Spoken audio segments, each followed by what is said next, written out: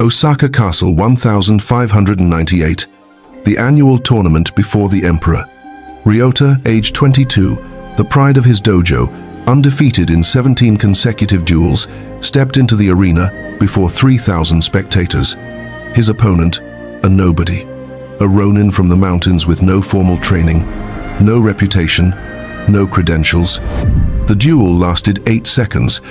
Ryota froze. His mind went blank. His body refused to move, and the ronin's wooden sword struck him across the face, once, twice, 3 times before he even raised his weapon. The crowd fell silent. Then came the laughter, then the whispers, then the shame that would follow him for 3 years. Miyamoto Musashi wrote, "You can only fight the way you practice, but here's what nobody tells you. You can also only live the way you practice. And when you stop practicing, when you lose your discipline, your purpose, your identity, you don't just fail at your craft, you fail at being yourself." This is the story of a warrior who lost everything, not to injury, not to superior opponents, but to something far more devastating. He lost himself. And the journey back from that darkness? That's the real warrior path nobody talks about. The question isn't whether you'll fall, it's whether you'll find your way back when you do. Chapter 1. The Awakening, the day everything broke. 3 days after the duel, Ryota sat alone in his family's estate, staring at the sword he could no longer bear to touch. 22 years of training, 17 consecutive victories, his master's praise, his father's pride, his village's hope, all destroyed in 8 seconds. The physical bruises on his face would heal in days. The wound to his spirit? That was something else entirely. He replayed the moment endlessly, the ronin approaching, the crowd watching, the signal to begin, and then nothing. Not fear exactly, not even conscious thought, just emptiness, a void where his training should have been. His body frozen, his mind blank, and in that emptiness, he discovered something terrifying. He didn't know who he was anymore. For his entire life, Ryota had been the warrior, the disciplined one, the dedicated one, the one who would bring honor to his family name. Training at dawn, practicing forms until sunset, meditating through the night, never drinking, never indulging, never straying from the path.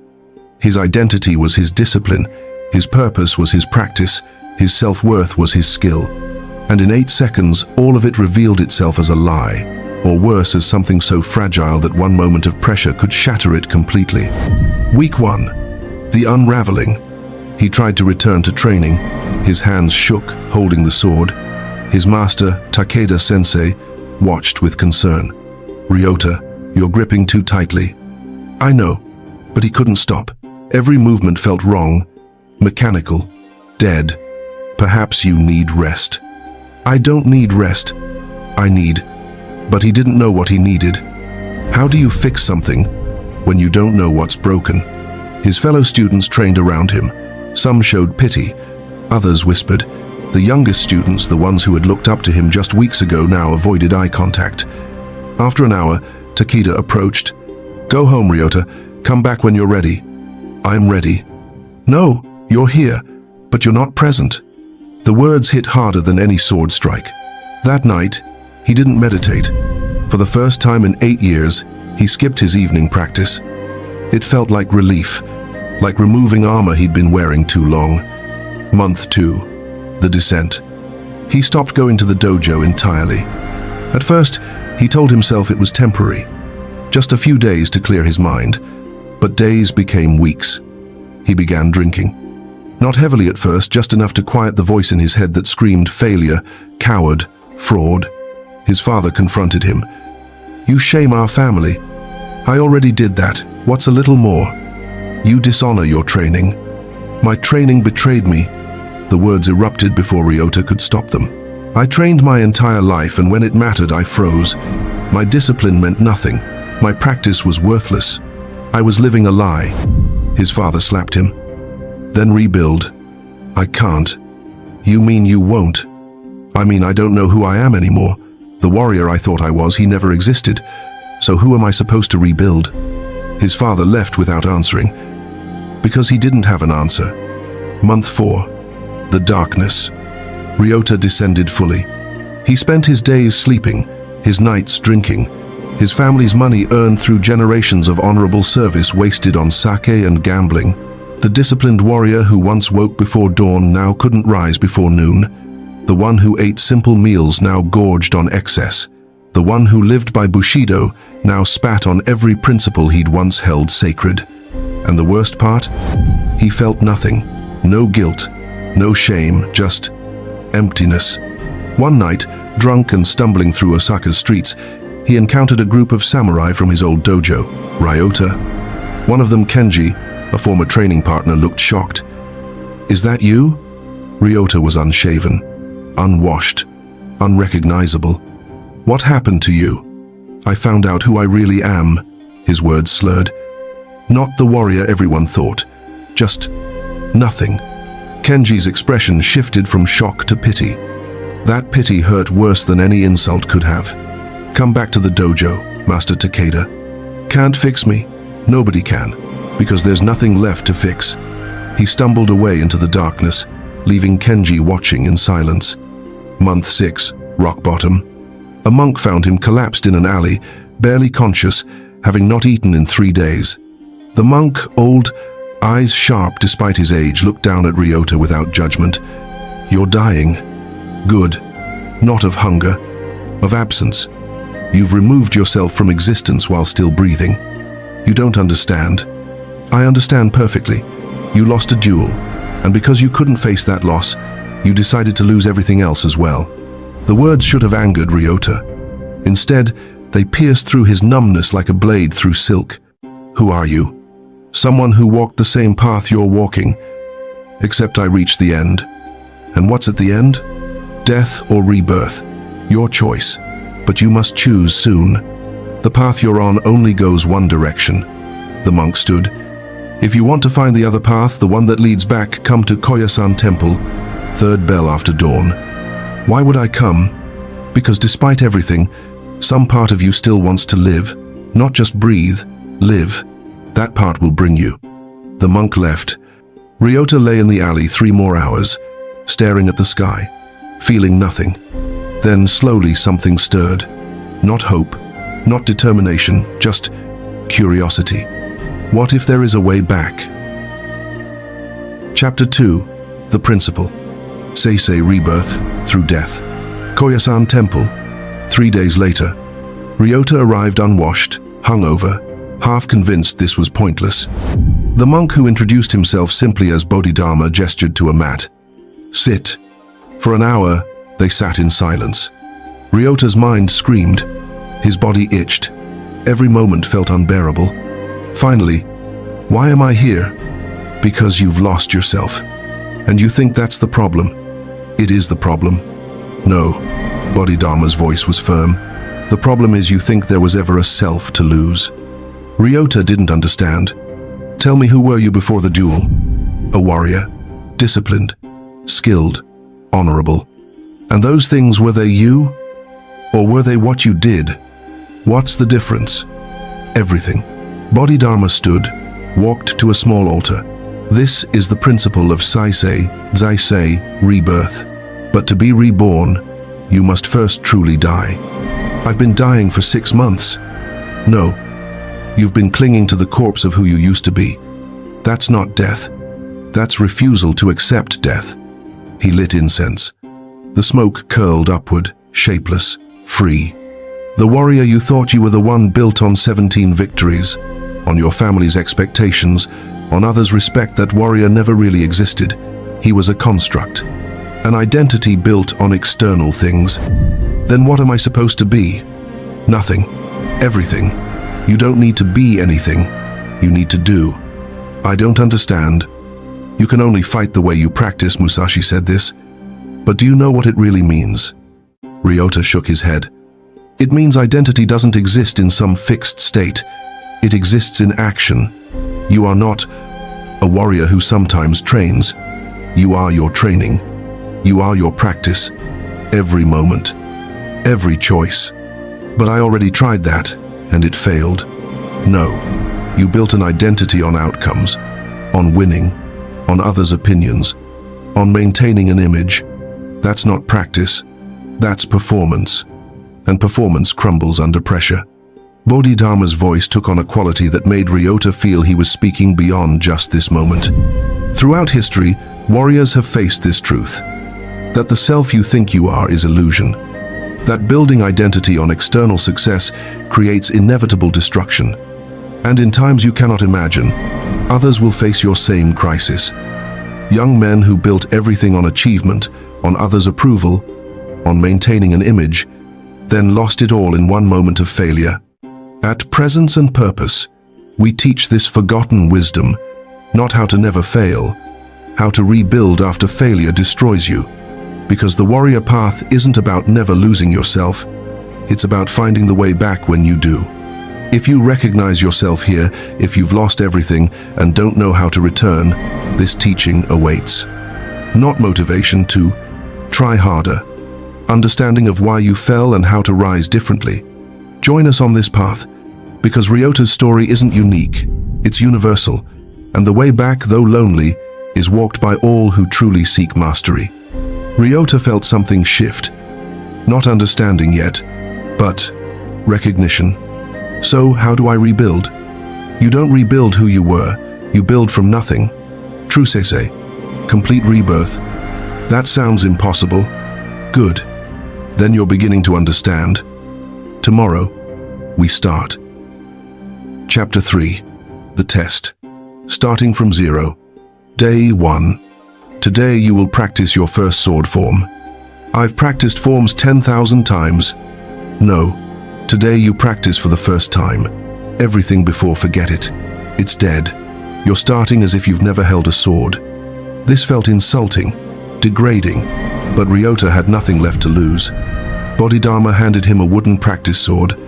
The moment Ryota's hand wrapped around it, his hand trembled. Memories flooded back the tournament, the freeze, the humiliation. He dropped the sword. Good, Bodhidharma said. What? You're feeling, that's progress. For 6 months you felt nothing. Now you feel fear. That's better than emptiness. I can't do this. Correct. The old Ryota can't. He's dead. But the Ryota being born right now, he has no past failures. He hasn't frozen in combat. He hasn't been humiliated. He's picking up a sword for the first time. That's not true. Make it true. That's what practice is. Not maintaining who you were, becoming who you choose to be in each moment. Ryota picked up the sword again, hand still trembling. First form, overhead strike, but not from memory, from presence. Feel the weight, feel your breath. Move when movement comes naturally. Ryota raised the sword. His muscle memory tried to activate the perfect form he'd practiced thousands of times. Stop, you're performing, trying to do it right. There is no right, there's only now. Move. This was harder than any training Ryota had ever done. Every impulse screamed to execute the perfect form, but Bodhidharma kept stopping him. Again, but this time, no thought, just breath and movement. 50 repetitions, each one worse than the last by technical standards, each one more present. By the end, Ryota was exhausted, not physically, mentally, emotionally. How was that? Terrible. My form was awful. My technique was alive. For the first time in years, you weren't performing. You were present. That's the foundation. Everything else builds from there. Week 2. The resistance. Every day, the same practice. Basic forms. No advancement. No progression. Just presence. Ryota's ego screamed, "I'm better than this. I don't need beginner's practice." That voice, Bodhidharma observed, is the old identity trying to resurrect itself. Let it scream. Don't listen. Don't argue. Just return to breath. Return to movement. The old patterns fought hard. Pride, shame, comparison to who he used to be. But slowly, through sheer repetition, something else emerged. Not the disciplined warrior performing perfectly, just Ryota, present, imperfect, real. Week 4. The shift.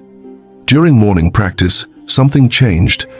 Ryota raised the sword, and for the first time since the tournament, felt no tremor, no fear, no performance anxiety, just movement. His form wasn't perfect, but it was his, authentic, present. Bodhidharma noticed, said nothing, simply nodded. That evening, "You're ready for the next stage." What's the next stage? Learning who you actually are, not who you were, not who you want to be, who you are when you're not trying to be anything. Chapter 4. Warrior Psychology. The Science of Losing and Finding Yourself. Month 2. Understanding the Pattern. Bodhidharma gathered Ryota and several other students, all men who had similarly lost themselves. Today I explain why you fell and why you can rise. The psychology of identity collapse. Ryota built his identity on outcomes, victories, others' approval, external validation. This is what modern understanding will call conditional self-worth. When self-worth depends on conditions outside your control, victories, respect, success, you become a slave to those conditions. And when they disappear, you collapse. Musashi understood this. You can only fight the way you practice, not the way you wish, not the way you imagine, the way you actually move through life daily. Ryota practiced being the winner. He practiced maintaining an image. So when circumstances required adapting, when pressure revealed the gap between image and reality, he had no practice in that. He froze. The neuroscience of breakdown. Modern science will discover what warriors always knew. Your brain creates neural pathways based on repeated actions. Every thought, every behavior, every response practiced enough times becomes automatic. Ryota practiced 17 victories, so his brain wired for winning. When losing occurred, his brain had no pathways for that experience. System crashed, identity shattered. But here's what else they'll discover. Neuroplasticity. Your brain can rewire, always, at any age, through any trauma. The Ryota who existed before the tournament, those neural pathways are weakening daily through disuse. The new Ryota forming through present practice, new pathways strengthen daily. You're not rebuilding the old self. Physically impossible. You're building entirely new patterns. That's Saisei, biological rebirth. The Stoic understanding. The ancient Stoics philosophers from Rome taught similar truth. Marcus Aurelius wrote, "You have power over your mind, not outside events." Ryota gave his power to outside events. One duel's outcome determined his entire identity. That's not strength, that's slavery to circumstance. True warrior power comes from one thing, what you practice daily when nobody's watching. Not your victories, not your reputation, your actual daily practice. That's who you are. Musashi's complete teaching. Musashi's full wisdom. You can only fight the way you practice. But he also wrote, asterisk, do not let your mind stop with the striking of your opponent's sword. Asterisk, meaning, don't attach identity to single moments. Don't let one victory define you. Don't let one defeat destroy you. Flow like water through all circumstances. The warrior who needs to win is weak. The warrior who can lose and continue unstoppable. Ryota absorbed this, finally understanding the depth of what he'd been learning. Chapter 5. The First Transformation. The Duel He Couldn't Lose. Month 4. A traveler arrived at the temple, a samurai seeking challenges. Bodhidharma approached Ryota. He's issued a challenge.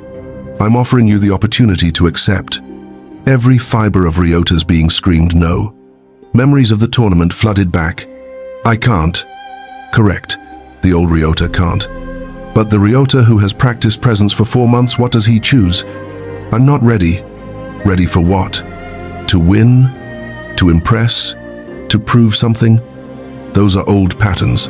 I'm asking, are you present enough to step into the arena and simply be there? Outcome, irrelevant. Something in the question shifted Ryota's perspective. Not, can I win? But, can I be present, regardless of outcome? I'll do it. The duel, the temple courtyard, 20 monks watching. The challenger, a skilled ronin, older, experienced. Ryota stepped forward, bowed, drew his sword, and waited. The Ronin attacked fast, aggressive, testing. Old Ryota would have frozen, or rushed to prove himself. New Ryota simply responded, not from memory, not from fear, from presence. The duel lasted 3 minutes, no decisive victor. Both landed strikes, both showed skill. When they separated, breathing hard, Ryota realized something profound. He'd been present the entire time. He hadn't frozen, hadn't performed, just been. Win or lose became irrelevant. The victory was being fully there. The Ronin bowed deeply. You're the most present opponent I've faced. Higher praise than any victory. Bodhidharma approached after. How do you feel? I don't know. Not proud. Not ashamed. Just here. Good.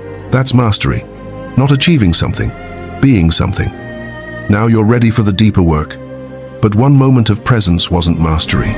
What came next would test whether Ryota had truly transformed or if he'd simply found another identity to perform. Chapter 6. Deep Training Arc. The Long Road Back. Month 6. The Daily Practice. Bodhidharma introduced advanced training. Not in technique, in presence. The morning ritual. 4 a.m. Wake without negotiation. 4:15 a.m. Zazen meditation 90 minutes. 6 a.m. Sword forms, 2 hours. 8 a.m. Temple duties, cleaning, cooking. 12 p.m. Study, philosophy, strategy. 2 p.m. Physical conditioning. 4 p.m. Free practice. 6 p.m. Evening meditation. 8 p.m. Reflection, sleep. Every day, no exceptions, no negotiations, no motivation required, only commitment. This is how you rebuild identity, Bodhidharma taught. Not through dramatic change, through consistent, present action.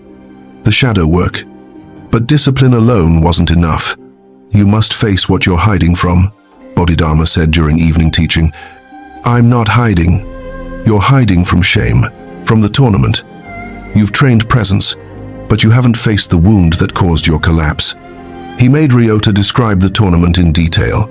Every moment, every sensation, every emotion. At first, Ryota resisted.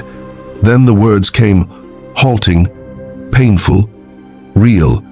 The freeze, the laughter, the disgrace, the shatter of his identity. Tears came, not of weakness, of release. Good. The wound isn't weakness. The refusal to acknowledge it creates weakness. Now it's out. Now it can heal. The meditation insight. During deep meditation, month 8, Ryota experienced something profound.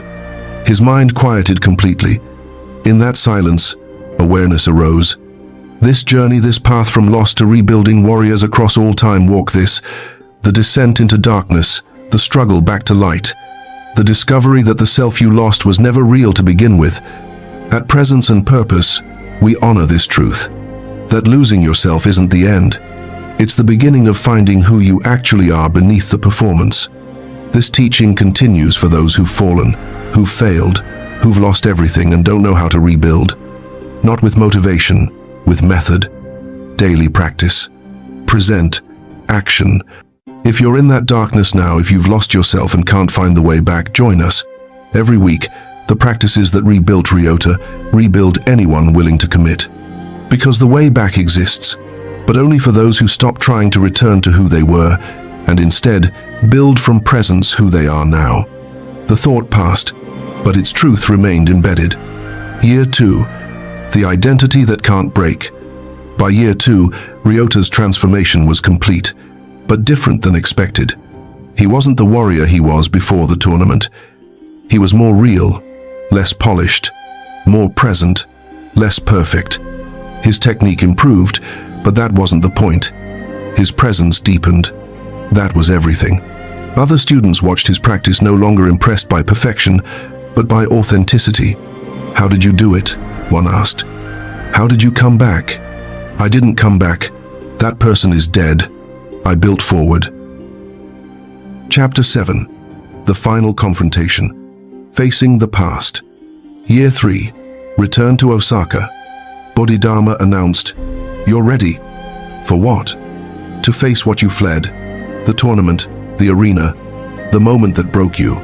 Fear rose immediately. "I don't need to." Yes, you do. Not to prove anything. To complete the circle, to face the place of your death and show yourself you've been reborn. Reluctantly, Ryota agreed. They traveled to Osaka, the castle where the annual tournament was held. Same arena, same crowd, 3 years later. But this time, Ryota wasn't competing, just watching, observing. Then a voice from the crowd. "Ryota, is that you?" His former master, Takeda-sensei. The recognition was complex. Shock, concern, curiosity. "Master," Ryota bowed. "You disappeared, we thought. Many things. I lost myself. Spent 3 years finding a way back." "And did you?" "I found a way forward, not back." Takeda studied him. "You're different. I'm present. I wasn't before. Will you compete?" Every instinct screamed, "No." The old fear rose. What if I freeze again? What if I humiliate myself? But then, outcome is irrelevant. Presence is everything. Yes. The final duel, Ryota's opponent. Ironically, the same Ronin who had defeated him 3 years ago. The crowd murmured. The rematch. They bowed, drew swords, began, and Ryota was there, completely, not performing, not proving, just present. The Ronin attacked, Ryota flowed. No freeze, no fear, just response. The duel was beautiful, not because of technical perfection, because of complete presence from both fighters. When they finished, mutual respect, no clear victor, the crowd erupted. But Ryota barely heard them, because the victory wasn't the duel. It was being fully present in the moment that once destroyed him. Afterward, the Ronin approached. 3 years ago, you froze. Today, you flowed. What changed? I stopped being the warrior who never loses and became the warrior who shows up. Win or lose, I'm here. That's mastery. Final reveal the warrior truth. You can only fight the way you practice. Present day. Ryota, now 28, sat with Bodhidharma on the temple steps. I understand now what Musashi meant. Tell me, you can only fight the way you practice doesn't mean perfect your technique. It means how you live is how you perform under pressure. For 3 years I practiced being the perfect warrior. So when perfection was required and I couldn't deliver, I shattered. Then I practiced presence. Daily, imperfectly, authentically. So when pressure came again, I had practiced being present under pressure. No freeze, just flow. Exactly. Your daily practice is your identity, not your achievements, not your reputation. What you actually do, moment to moment, alone, when nobody's watching. The deepest truth. Most warriors fear losing a duel, Bodhidharma continued, but the real loss is losing yourself, and that doesn't happen in dramatic moments. It happens in small choices daily. When you skip practice, when you perform instead of being present, when you attach your worth to outcomes. Each small choice weakens the foundation. Then pressure comes a duel, a crisis, a moment of truth, and the weak foundation collapses. The way back isn't dramatic either. It's small, consistent, present actions. Daily, weekly, monthly, building new foundation from nothing. You lost yourself, Ryota, but that loss became your greatest teacher, because now you know, identity built on achievement is fragile. Identity built on daily practice is unbreakable. The samurai lesson. Teaching the lost. 6 months later, a young samurai hero, age 20, arrived at the temple, defeated, disgraced, lost. Ryota recognized him immediately. Saw himself 3 years ago. Can you help me? Hero's voice was desperate. I can teach you what I learned, but you must do the work. I'll do anything. Good, because the path back requires everything. Ryota led him to the practice grounds.